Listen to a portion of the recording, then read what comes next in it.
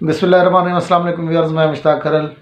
और लाहौर के स्टूडेंट्स को एक सहूलत दी जा रही है कि लाहौर के स्टूडेंट्स अगर एमए के सिलसिले में किसी भी सब्जेक्ट से, MA Urdu, MA international relations, MA English, MA political science या एमए पाक स्टडी के वाले से कोई उनको प्रॉब्लम है या कोई उनका एडमिशन का कोई इशू है तो वो आकर बराह रास्त भी मिल सकते हैं।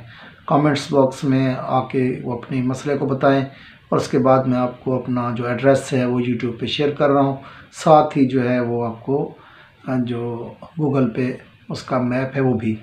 इसमें एक बात तो आपको बताते चलूँ कि नंबर मैं इसलिए शेयर नहीं कर रहा, बस बहुत से स्टूडेंट व्हाट्सएप नंबर भी मांगते हैं और सेल नंबर भी, लेकिन हमारी जो मसरूफियात हैं उसमें हम तमाम नंबर को अटेंड नहीं कर सकते और वो टाइम को ना देखते हुए कभी रात के 12 बजे, कभी 11 बजे लेट टाइम में भी कॉलें आती हैं, तो ये हमारे लिए बहुत ज़्यादा मुश्किल हो जाता है हर कॉल को अटेंड करना और डिस्टर्बेंस भी होती है। तो इसलिए माजरत के नंबर हर तमाम स्टूडेंट्स को नहीं दिया जा सकता।